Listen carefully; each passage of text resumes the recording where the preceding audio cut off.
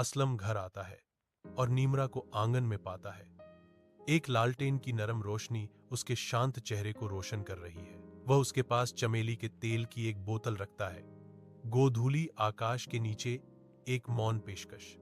मैंने सुना है कि यह शहर में बहुत लोकप्रिय है। निमराह ऊपर देखती है। उसकी आंखें अनकहे भावों से चमक रही हैं। उसके गालों पर एक नाजुक लाली छा रही है। चांद की चांदी जैसी नजर के नीचे निमरा हाथ में कपड़े धोने की टोकरी लेकर छत पर जाती है। असलम पीछे पीछे चलता है। उसकी परछाई चांदनी में लंबी होती जा रही है। दिल धड़क रहा है। निमरा, क्या तुम्हें इस सन्नाटे से डर नहीं लगता? निर्मला धीरे से मुस्कुराती है।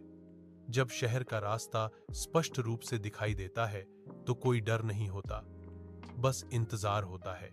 एक तारा गहरे आकाश में चमकता है, तेज जलता है, फिर फीका पड़ जाता है। निमरा अपनी आंखें बंद कर लेती है। उसकी पलकें फड़फड़ाती हैं। तुमने क्या मांगा? असलम ने पूछा। उसकी आवाज रात के खिलाफ नरम थी। बस अगले साल हमारे पास एक छोटा सा हाथ होगा, निम्र ने जवाब दिया। उसकी आंखें तारों की रोशनी में चमक रही थी।